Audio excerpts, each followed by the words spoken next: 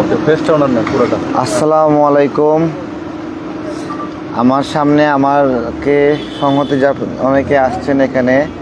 এটা 84 ঘন্টা চলছে অনশনের। আজকে আমার সন্তান এসেছিল, আমার ওয়াইফ এসেছিল।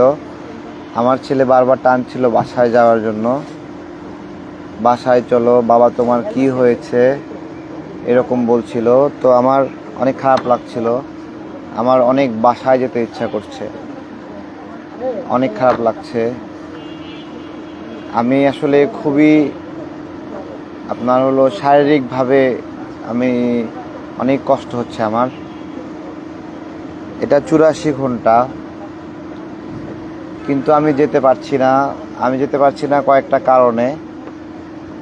আমরা যখন এই নিবন্ধনে আবেদন করিনি, তখন উৎসাহ আগ্রহ নিয়ে সবাই আমাদের দলে যুক্ত হতো এবং আমাদের অনেক বড় কলেবর ছিল। এরপরে এনসিপি নামে একটা সংগঠন হওয়ার পরে বিভিন্ন লোভের কারণে এখান থেকে অনেক সদস্য ওখানে চলে গেল। এরপরে আবার আমরা রাজনৈতিক ময়দানে আমাদের রাজনীতিটা আবার সাজালাম। আমাদের মূল গবেষণার জায়গায় ছিল সার্বভৌমত্ব, আগ্রাসন বিরোধী আন্দোলন। আমাদের একটা প্রোগ্রাম ছিল, সেই প্রোগ্রামে আমাদেরই একজন নেতা বক্তব্য দিচ্ছিল, আমরা ভারতের সঙ্গে বন্ধুত্ব চাই, এই ধরনের একটা কথা সে বলছিল। তখন আমি তার মাইকটা কাইরে নিয়েছিলাম। এই জন্য যে আমার প্ল্যাটফর্ম থেকে এই ধরনের বয়ান কেউ দিতে পারবে না যে সে ইনায়ে বিনায়ে ভারতের সঙ্গে বন্ধুত্ব চায়। এখানে কোনো ভনিতার সুযোগ নাই, চালাকির সুযোগ নাই। মাইকটা কাইরে নিয়ে আর বক্তব্য দিতে দেই নাই। তো এটা আমাদের একটা স্টাইল, ইচ্ছা। কিন্তু মানুষ তো শুধুমাত্র আগ্রাসন বিরোধী আন্দোলন বা এগুলোর মধ্যে থাকতে চায় না। মানুষ জনপ্রতিনিধি হতে চায়, জনগণের মাঝে কাজ করতে চায়, নেতা হিসেবে জনগণের ভোট পেতে চায়। আমাদের দলের নেতৃবৃন্দ সে জায়গায় ভোট পেতে চায়।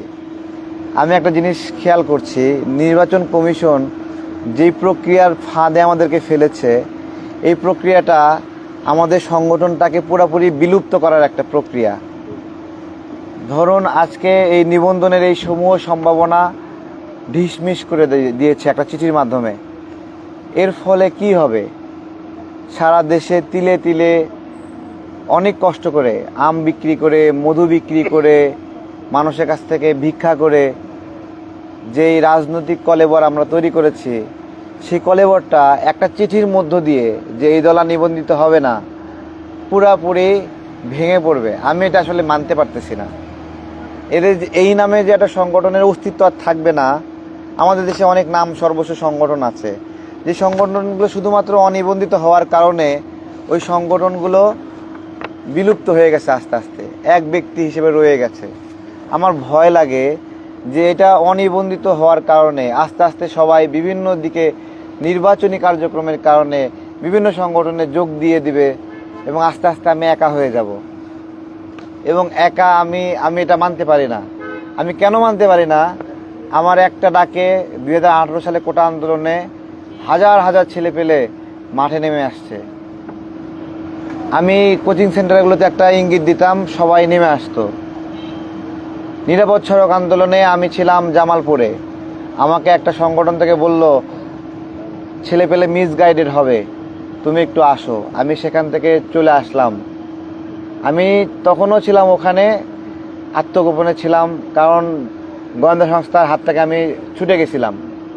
মানে আমাকে যে গুম করছিল সেখান থেকে আমি মানে হলো, আমার বাবা বলতো তুমি যেখানে বিপদে থাকো, বিপদ থেকে আগে বাঁচো, তারপরে পলিসি তখন করবা।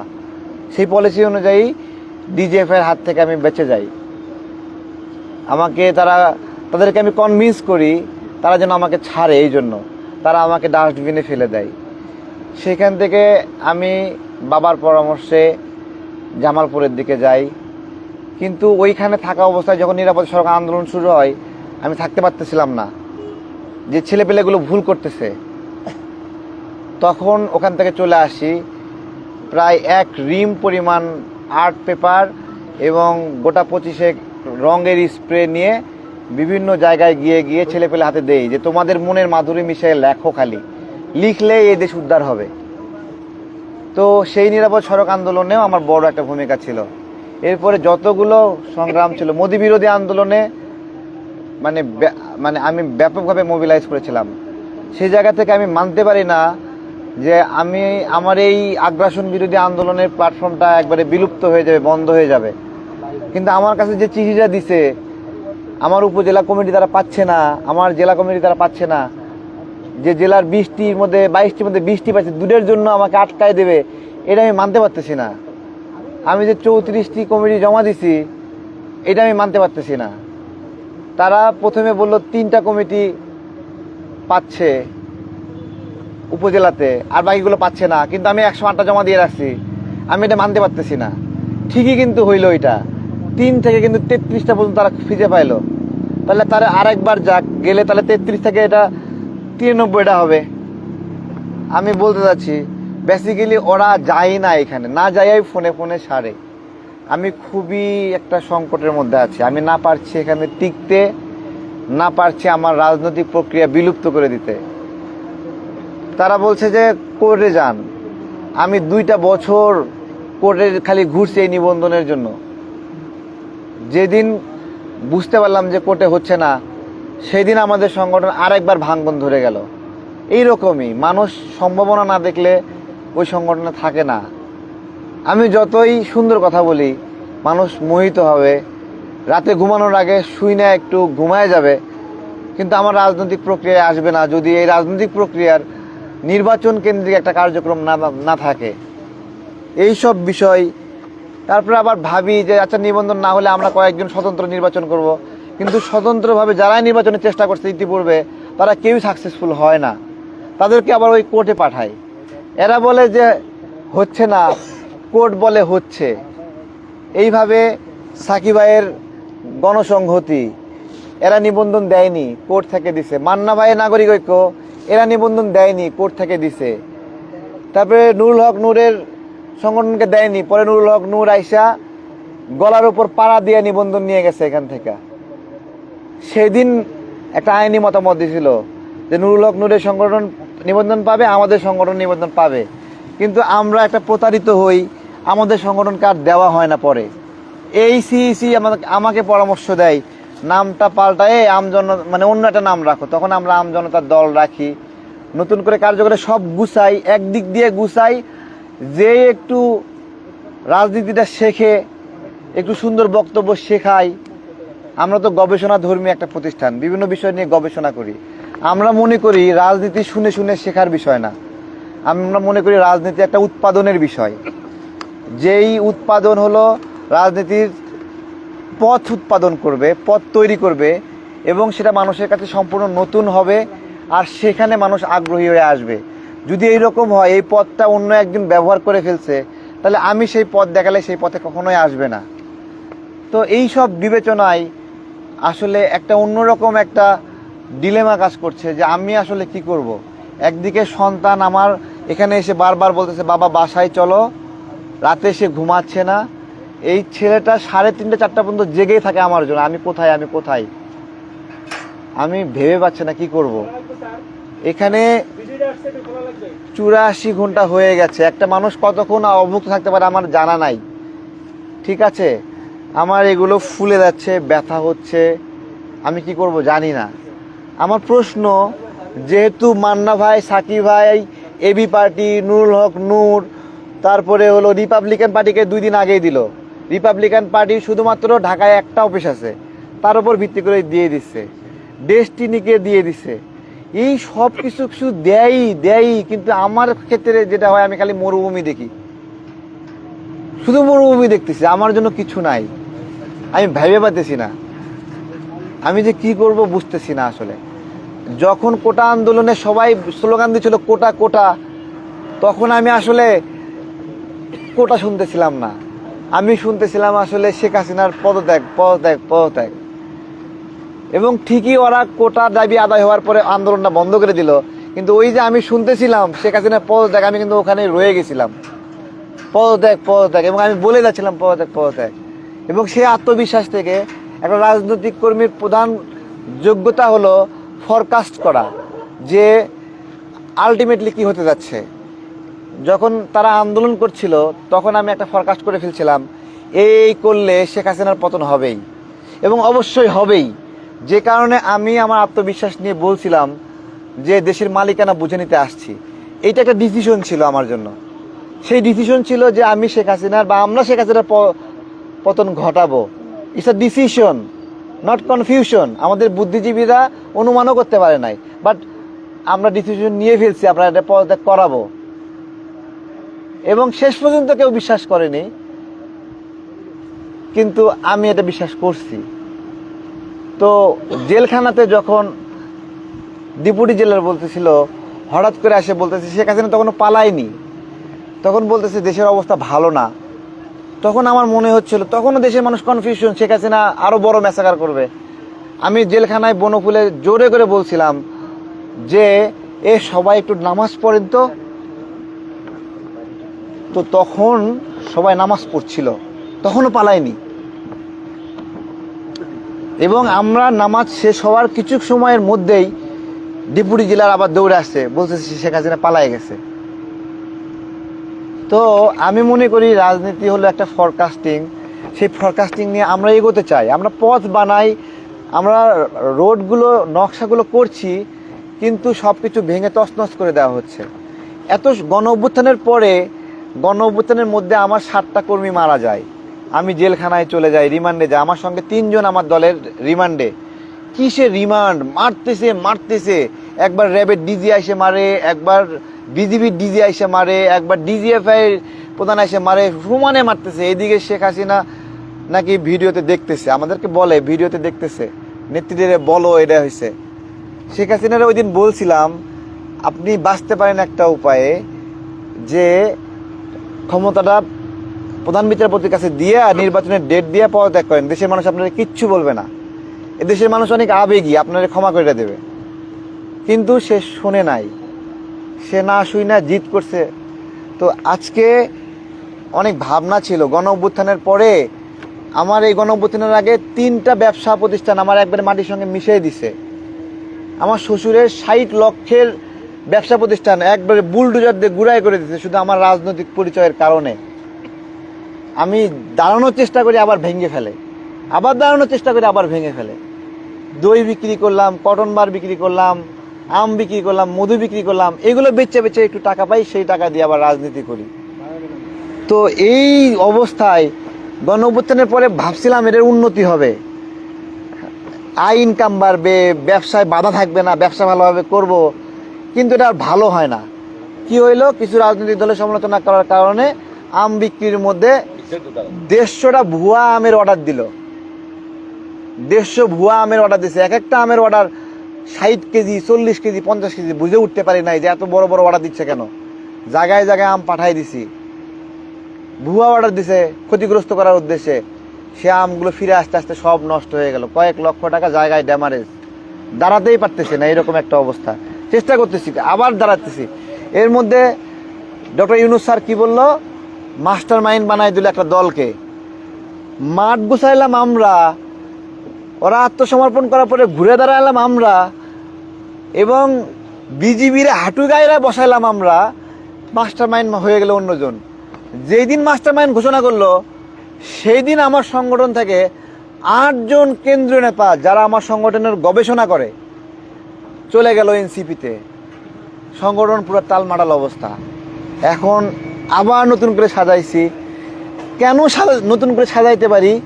নতুন করে সাজাতে পারি এই জন্য যে অর্ধেক চলে গেলেও 6 জন চলে গেলে আল্লাহ 12 জন মিলাই দেয় আবার। এরকম করতে করতে আমাদের সদস্য ছিল মাত্র 2 থেকে 300, কিন্তু হঠাৎ করে আবার সবাই ইউটার্ন নিয়ে সদস্য আবার 5000 6000 হয়ে গেছে। কিন্তু আজকে যে চিঠিটা দিছে, এই চিঠির পরে এই 5000-এর মধ্যে আমার 500 সদস্য আর থাকবে না, কারণ নির্বাচনের কোনো সম্ভাবনা নাই। আমি এখন কি করব বুঝতেছি না আসলে। তাদের একটা ইকুয়েশন আছে, তারা 33টা কমিটি পাইছে। ভাবলাম তারা পাইছে এটা, কিন্তু তারা যায় নাই তো। তারা তো সাকিব ভাইকে নিবন্ধন দিছিল না, তারা কেউ মান্না ভাইকে নিবন্ধন দিছিল না, তারা নূরকে নিবন্ধন দিছিল না। তাদের তো ইতিহাসটাই না দেওয়ার। ইতিহাসটা কিসের? না দেওয়ার। কোর্টে যায়, পায়ে আসে। আমি কোর্টেই যাইতাম যদি আমাকে 2টা মাস সময় দিত। নিবন্ধনের আবেদন করার পরে 2 মাস আমার ফাইলটা ফালায় রাখছিল, তদন্তের জন্য পাঠাইনি। ওই সময় যদি তদন্তের জন্য পাঠাইতো তাহলে আমার 2 মাস আগে তদন্ত শেষ হইতো, আমি 2 মাস আগে কোর্টে যেতে পারতাম। ইলেকশনের আগে আসে আমারে বলতেছে আপনি একটা কাজ করেন, আপনি কোর্টে যান। সবাই তো কোর্ট থেকে নিয়ে আসে অর্ডার, আমাদের দিকে সমস্যা হয় না। বলেন আমি এখন কোর্টে, এই কোর্ট মানে 3 মাসের আগে কোনো সিরিয়াল পড়ে? সিরিয়াল পড়ার পরে রুল জারি হবে, তারপরে রুল জারির 3 মাস পরে শুনানি হবে? হয় কোনো দিন? 6 মাসের নিচে কোনো কার্যক্রম আছে? আমি আসলে বুঝে উঠতে পারতেছি না কি করব। সেই কারণে এখানে অনশনে বসছি। অনেকে বলছে এখানে অনশন করে তুই আর ফিরে আসোস না। আমাদের নির্বাচন কমিশনের তারাও একই অবস্থা, যে এ অনশন করে এখান থেকে মরে চলে যাক। বুঝতে পারছেন? হয়তো তারা এখানে এসে ফাইলগুলো ঘাটাঘাটি করবে, এটা ভুল পাবে, ওটা ভুল পাবে। আমি বলছি আমার ফাইলে ভুল থাকতেই পারে। আমার এখানে অনেক সদস্য এনসিপি চলে গেছে, 6 মাস আগে লিস্ট করা এটা। কিন্তু আবার আমার অনেক সদস্য এখানে যুক্ত হয়েছে। 2000 সদস্য নিয়ে কাজ করছি, কিন্তু আমার 5000 সদস্য এখন আছে। কিন্তু এটা 6 মাস আগের তথ্য। আমি তো রাজনীতিটা করতে চাই। তারা ডেস্টিনি রফিকুল আমিনকে ধরে নিয়ে এসে নিবন্ধন দিল জেলখানা থেকে, আমাদেরকে রাজনীতি করার সুযোগটা দিচ্ছে না। রফিকুল আমিন কোনোদিন স্লোগান দিছে শেখ হাসিনার পদত্যাগ চাই? রফিকুল আমিন কইছে কোনোদিন আমি রাজনীতি করতে চাই? ডেস্টিনির 43 লক্ষ গ্রাহকের অর্থ মায়েরা খাইছে। হ্যাঁ, কার অর্থ মায়েরা খাইছে? যেই যুবকটা হতাশ, কোনো কিছু করতে পারে না, ওরে ডেস্টিনি স্বপ্ন দেখাইছিল তুমি কিছু করবা, তুমিও পারবা, তুমিও বিমানে চড়বা। এই স্বপ্নটা দেখায় ওর কাছ থেকে 5,000 টাকা নিয়ে বিনিয়োগ করাইছে। বলছে তোমার নামে একটা গাছ লাগামো, গাছও নিজে লাগাইতে পারে না, ও ডেস্টিনির দিয়ে গাছ লাগাইতে গেছে বান্দরবনে, যাই টাকাটা পুরোটাই হারাই ফেলছে। এরে নিয়ে আইসা এই ডেস্টিনি 2010 সালে আমাকে প্রেস ক্লাবে মব সৃষ্টি করে হত্যার চেষ্টা করেছিল, তখন প্রতিবাদ করছিলাম দেখা। এরপরে এই রফিকুল আমিন তখন জেলে যায়। রফিকুল আমিনের এই যে আমাদের দলের নামে দল খোলা আমজনতা নামে, এর কাহিনী হিস্ট্রি অনেক পুরনো। ও আমজনতার আগে একটা দিয়ে আমার দল দখল করতে চায়। এগুলো কিভাবে বুঝাবো আমি বুঝি না। আমি আমার সন্তানের কাছে ফিরায় যেতে চাই, আমার পরিবারের কাছে যেতে চাই। আমি এখানে থাকতে পারছি না, আমার ভালো লাগছে না এখানে, আমি পারছি না, আমার কষ্ট হচ্ছে, আমি পারছি না।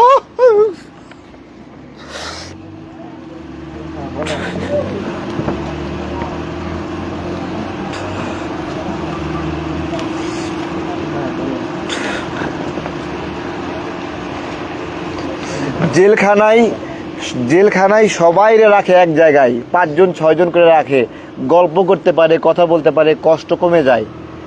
আমাকে এমন এক জায়গায় রাখে, সেখানে আমি একা থাকি, কারোর সাথে মিশতে দেয় না, কারোর সাথে। এইভাবে পুরোটা সময় ছিল। যেদিন জেলখানায়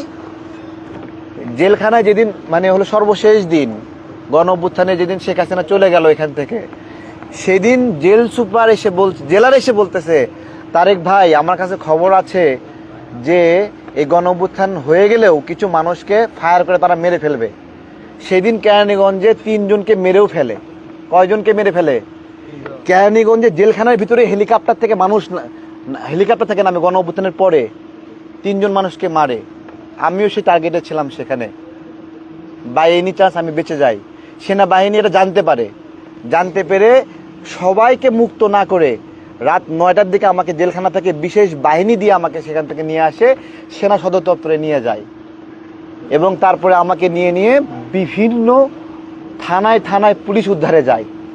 আমি ওই সময় মনে করছিলাম এই পুলিশ আর শেখ হাসিনার পুলিশ না, শেখ হাসিনা চলে গেছে, এই পুলিশ এখন আমার পুলিশ, এদেরকে বাঁচাতে হবে।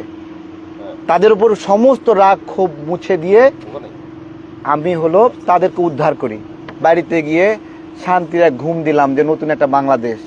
কিন্তু প্রত্যেকটা দিন স্বপ্ন দেখি যে আমি আবার সেই ডিজিএফআই টর্চার ছেলে, র্যাবের টর্চার ছেলে। সেখানে র্যাবে কি করলো?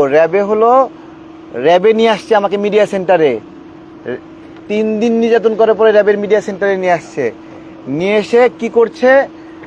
র্যাবের ডিজি বলতেছে কেমন আছো তারেক?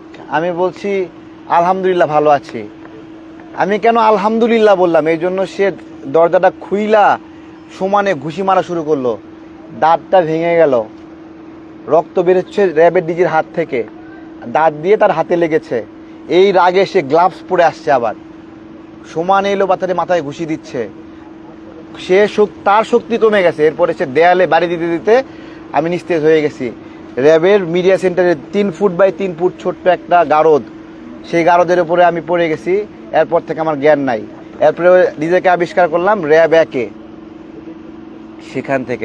সেখান থেকে ডিবির কার্যালয়ে নিল। ডিবির কার্যালয়ে ঢোকার সময় খুসরু ভাই আর হলো হুদা ভাই। খুসরু ভাই আমার হাতটা ধরে বলল, তোমার হাত এত গরম কেন?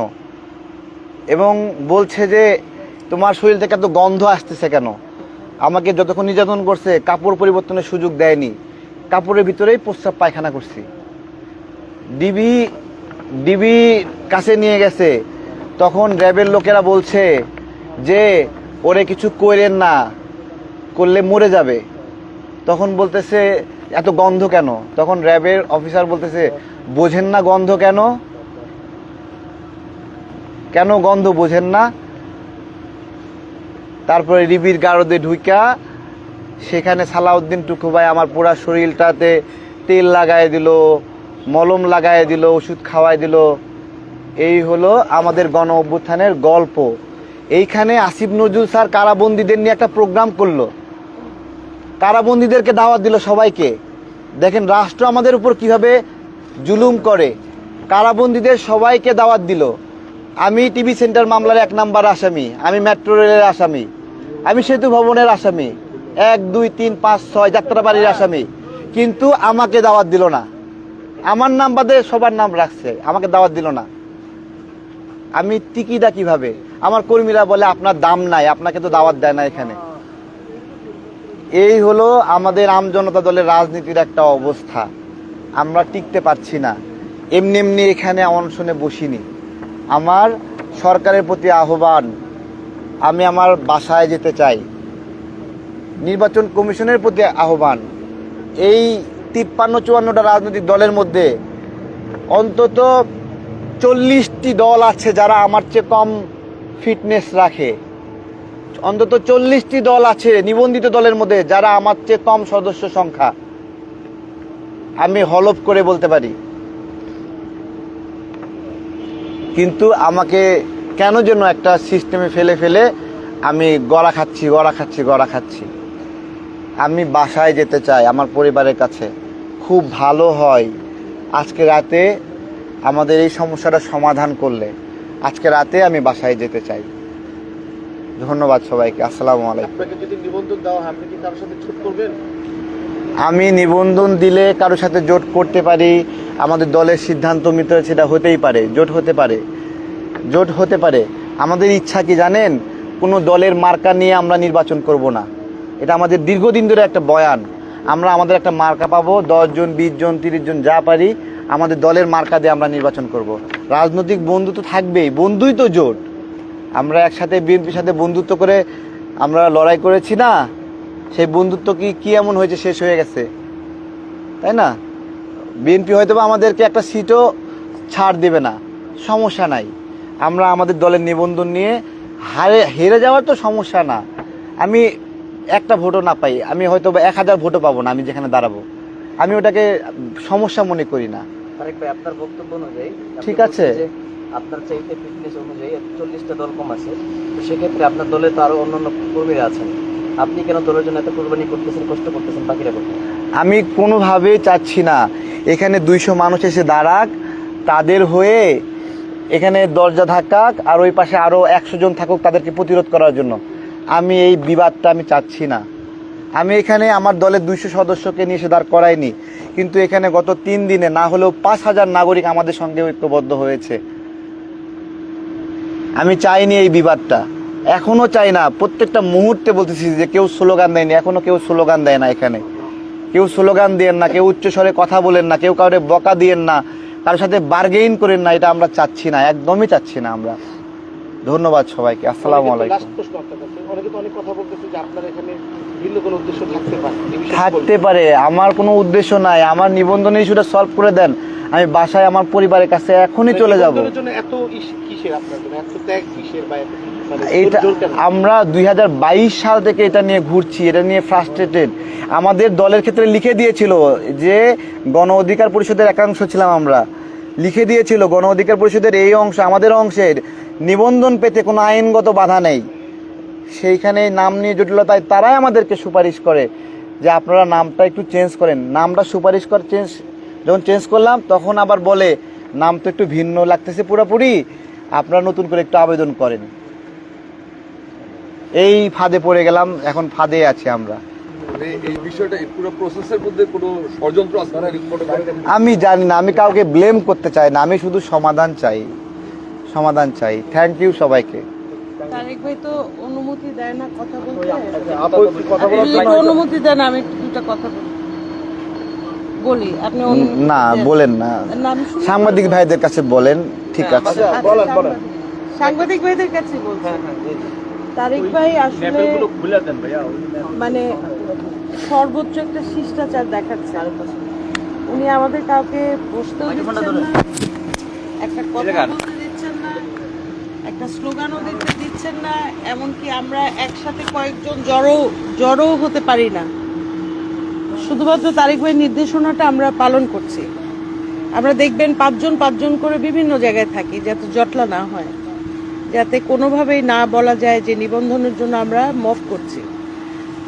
এখন এই কারণে আপনারা আমাদেরকে দেখেন না। এখন আমি আসলাম বাধ্য হয়ে, যে এখন তো ভাই তো দুর্বল হয়ে যাচ্ছেন। একটা প্রশ্ন করি, আপনাদের এই সংগ্রামের সাথে